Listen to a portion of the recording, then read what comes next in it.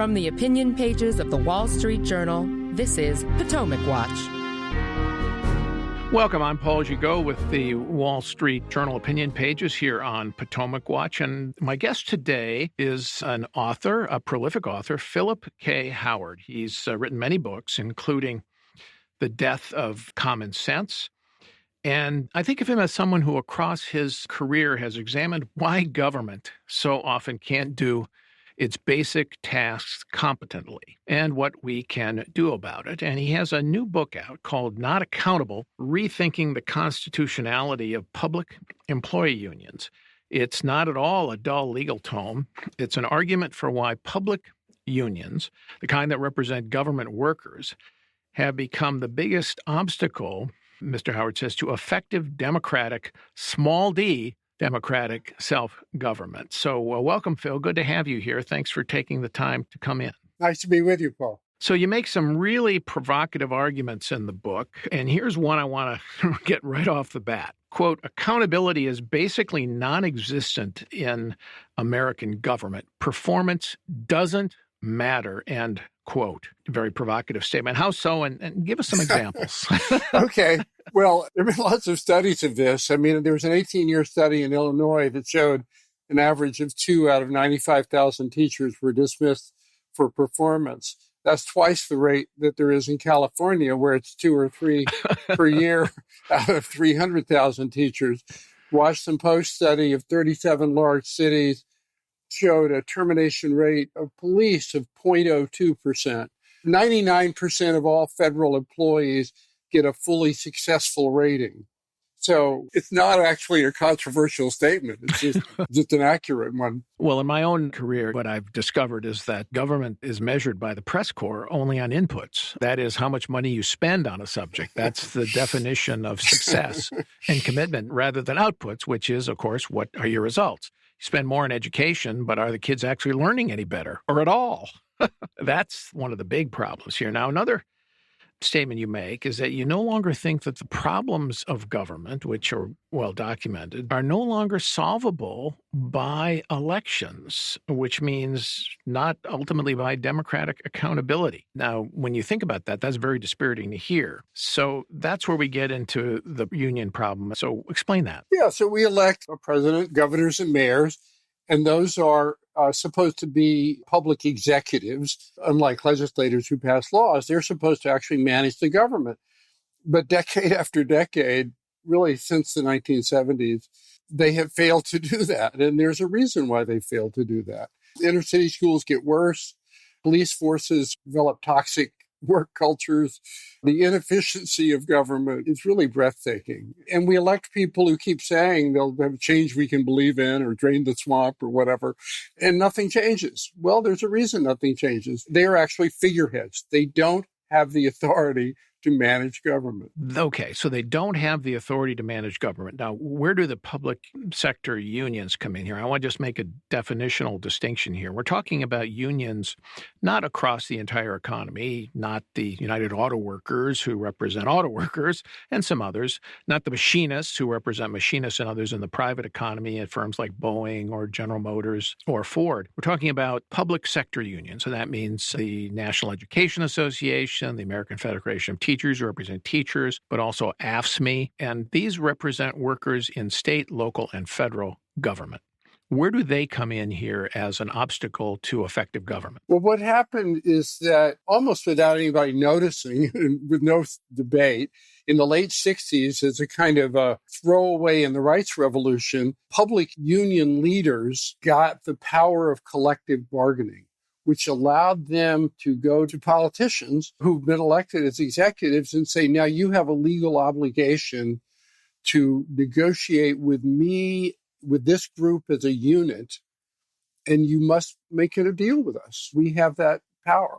And since that time, they have put in more and more rigid controls in the management of government. They eliminated accountability completely, as we just noted. But they also put in these multi-hundred-page collective bargaining agreements that mean if you want to move the desk in an office, that has to be negotiated. If we have a pandemic, well, there's nothing about having to teach during a pandemic So the teachers don't go back to work and they refuse to do distance teaching because that's not in the contract until that's been negotiated. So literally, you've disconnected the spokes from the hub of the wheel, so nothing can rule forward. Unions became, in effect, sort of a co-government. And this is a relatively recent phenomenon in the history of our republic.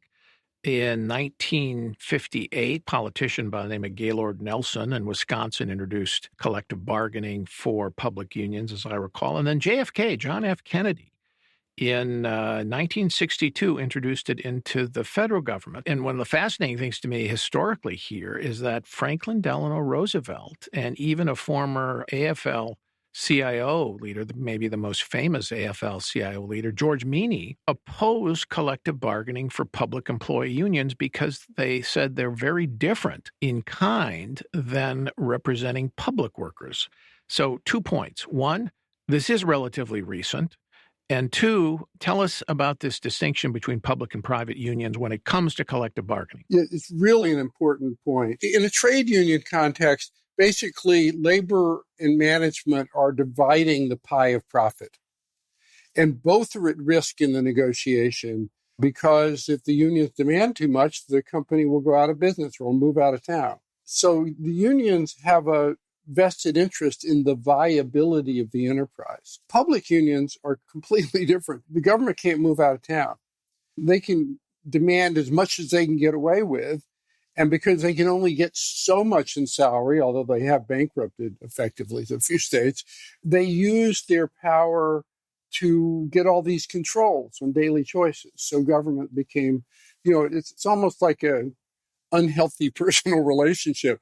They get all these controls just to show who's in charge. And of course, private sector unions are subject to marketplace competition, not just the ability to move out of town, but the marketplace moves with demand for the products and success or failure of the company.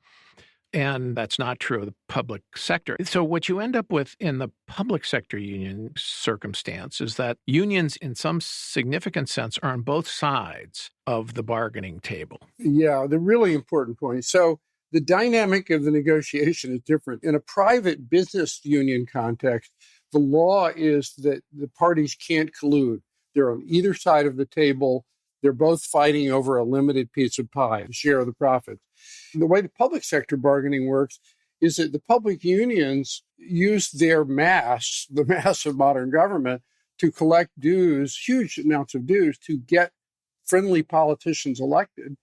And then they sit down on the same side of the table and say, what are you going to give me now? And make their demands. It's not a real negotiation. It's a payoff. And seriously, that's what it is. And so the reason FDR was so opposed to public unions is that the public unions are putting themselves first in line ahead of all interests in society to get things out of government. Whereas FDR said, no, the duty is to represent, he kept saying this, the whole people. People who are elected have to represent the whole people. And public employees have a fiduciary duty to serve the people, not to serve themselves. It's a hugely important point, and you give a couple examples in the book. I quote Victor Gottbaum, a former union leader in New York, who said, we have the ability, in a sense, to elect our own boss, which makes the point. And then John Corzine, I remember this from when he was the New Jersey governor. He, of course, was elected with the support of union representatives, very significant support. And there was an episode where he appeared with them in a rally and said, we will fight to get a fair contract. But he was the guy that he was fighting against to get the fair contract. It's really fundamentally corrupt. I mean, it's not corrupt yet in an illegal sense, but it is corrupt in that people are, in fact, simply using money to get an advantage. And it's different than all other kind of interest groups who try to, give contributions and whatever, because two things. They have the power of collective bargaining, so they're first in line. They're also bigger. They're collecting a total of about $5 billion a year in dues, most of which is spent for political, influence, which is really just an astonishing amount of money. And of course, then there's the ethical difference. They've all sworn, public employees swear a duty of loyalty to the public. And these unions get in place and they negotiate contracts, and this really can't be emphasized too much, that are designed for inefficiency. That's how they're designed. They're designed to waste money. Trash collection in big cities costs twice what private carters pay. The MTA probably pays 2 to 3 times as much to run the subway system in New York as it would if it contracted it out. And there are some examples, recent examples, that sort of corroborate that. So we're talking about a system of government that at all levels in this country spends about over $2 trillion a year in personnel costs. And some significant portion of that is basically burned. The Corzine position reminds me of the old New Yorker cartoon where the prosperous-looking fellow sits behind the desk and says, I'm going to take this to the man. And the guy across from him says, but you are the man. It's a fundamental conflict of interest and an absurdity. Now, how many states have collective bargaining for public workers now? 38 states have collective bargaining, but most of the other states have meet and confer laws. Because the public unions have used collective bargaining to amass 7 million people belong to public unions, to amass this huge war chest. What happens is if there's any significant reform effort, including in a state without collective bargaining, public unions use their political war chest to go and influence it, to get people unelected. John Kasich had some union reforms that were similar to Scott Walker's in Wisconsin, and the unions put in, I think, $20 million nationally to have a recall of those reforms. And they won. Yeah, and it succeeded. They won. They won. All right, we're going to take a break. And when we come back, more with Phil Howard on his new book. Don't forget, you can reach the latest episode of Potomac Watch anytime. Just ask your smart speaker, play the Opinion Potomac Watch podcast. That is, play the Opinion Potomac Watch podcast. From the opinion pages of the Wall Street Journal, this is Potomac Watch.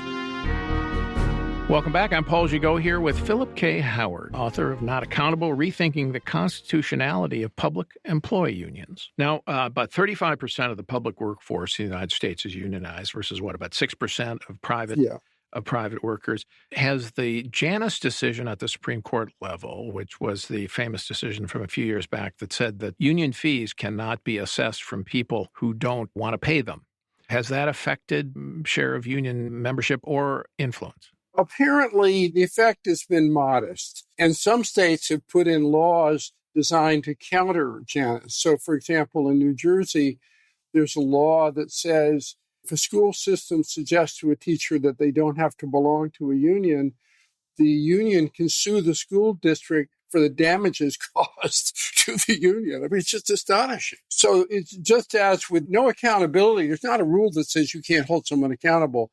What there are elaborate procedures and arbitrators picked by the unions and all these other conditions that make it so that no one ever is held accountable. So they're doing the same thing with Janus. Okay, so you made the diagnosis of here is the problem. And at one point you say the disempowerment of elected leaders by public employee unions has undermined the basic premise of constitutional government. All right, so now what do we do about it? What can be done about it? And I ask that as somebody who personally has been toiling in the vineyards here my entire career, fighting for school choice and education. And mostly fruitlessly, but not totally. We're making some progress here now after the pandemic, in particular, with the expansion of school choice in many, many states. So what else can be done about this? Well, so what I argue in the book is that public union controls are unconstitutional under a basic constitutional principle that comes out of John Locke, which is called the non-delegation doctrine, which is that government officials are not allowed to cede their governing powers to any private entity. That governing is a trust that the voters give to an official, and they must maintain that power. And that principle is reflected in several places in the U.S. Constitution, but for state and local government, it's in the guarantee clause in Article 4, which says the United States shall guarantee to every state a Republican form of government. And what James Madison said that meant is that no state or local official could give powers over to any aristocracy or nobles or any other favored class, that the people who are actually calling the shots on running government must be accountable to the voters. And as a matter, I think, of undisputed fact, that's no longer the case. Is there any case law? Are there any precedents where somebody, since the development of public unions and collective bargaining, where somebody challenged them on their constitutionality in court? And how did the courts decide? Well, no one's done it in the Supreme Court. I think there have been challenges in state courts over the years, and the courts have not entertained those challenges. But no one, to my knowledge, has made the argument that I'm making here, and they certainly haven't made it in a federal court under the U.S. Constitution. I mean, there are a couple of steps. I think they're not leaps exactly. For example, the guarantee clause of the federal Constitution has only been addressed by the Supreme Court in a handful of cases. And each time they've held that the clause was non-justiciable because it involved political questions that should be decided politically. And this is the guarantee clause. The states must guarantee a Republican form of government. Yes, right? That's correct. But those cases involve issues like which Rhode Island Constitution is more Republican than the other.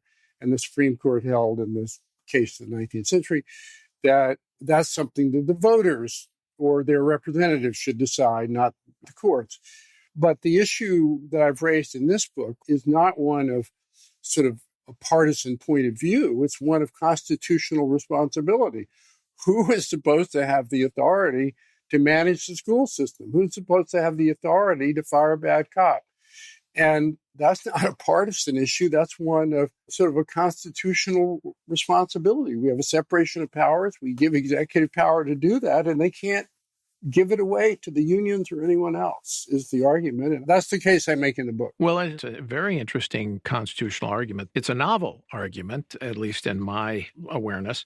But to make a case, to bring a case, as you know, and under long-time Supreme Court doctrine, you have to have standing. You have to have the legal standing to sue. And that means you have to have a tangible injury, specific tangible injury that you can point to claim the cause of action. Who would be the plaintiffs in this case, and what would be their specific injury? Plaintiffs would be people who have the constitutional responsibility to run government. So be executives. Yeah, executives. Certainly elected governors and mayors could bring a claim. Probably an association of them could bring the claim, like maybe the Republican Governors Association or something. But we're looking at whether senior officials who also have a constitutional responsibility, non-elected officials, could have standing to bring a claim as well. And I'm talking to some of the groups, including the group that brought the Janus case, about bringing the case. What group is that? Called the Liberty Justice Center in Chicago. Okay, so they're a litigation shop. Yeah. And I remember they brought that in part on behalf of then-governor of Illinois, Bruce Rauner. And that was probably the most successful thing about the Rauner governorship, was that Supreme Court case. And I bring up Illinois because Illinois is in many ways ground zero for your argument. It is dominated in Springfield, the state government, by public unions. I mean, that government there is a wholly owned subsidiary of the public union movement. And the mayor of Chicago, Lori Lightfoot, now a woman of the left, is enormously frustrated with the teachers' unions. And I've reported over the years on Rahm Emanuel when he was the mayor of Chicago. And I can tell you what he really thinks about the Chicago teachers' unions, you can't print. And so that's a good illustration of what happens when they begin to dominate essentially state and local government. Well, first of all, Illinois just passed a constitutional amendment by referendum that provides that collective bargaining agreements supersede all past and present statutes. Think about that. I mean, the concept of overreach is completely unfamiliar to these unions. That's clearly unconstitutional. So the time simply to declare what's real is real. The emperor has no clothes. Public unions have not created a merit system. They've created an anti-merit system. And they have become a kind of permanent spoil system. Government is run for them and by them, except unlike the spoil system, which at least had occasional episodic accountability. When a new party came to power, everybody got fired. Right. This is the system in place in the 19th century and in parts of the country in the 20th century before some of these reforms. Right. So Tammany Hall in New York. That's right. So now we have a new spoil system. And it wastes, pick a number, half the money, at least. But even more tragically, it means you can't reform anything. It's an engine of the status quo. Fail schools are there because they're fail schools.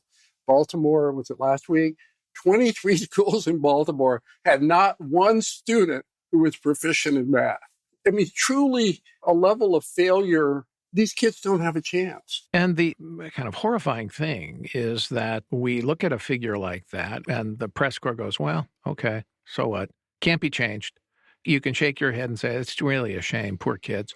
But they say, well, we can't be reformed because the obstacles are too great. Truly, the liberals, this is a scandal. It's a scandal, I think, worse than Upton Sinclair's scandal in the jungle.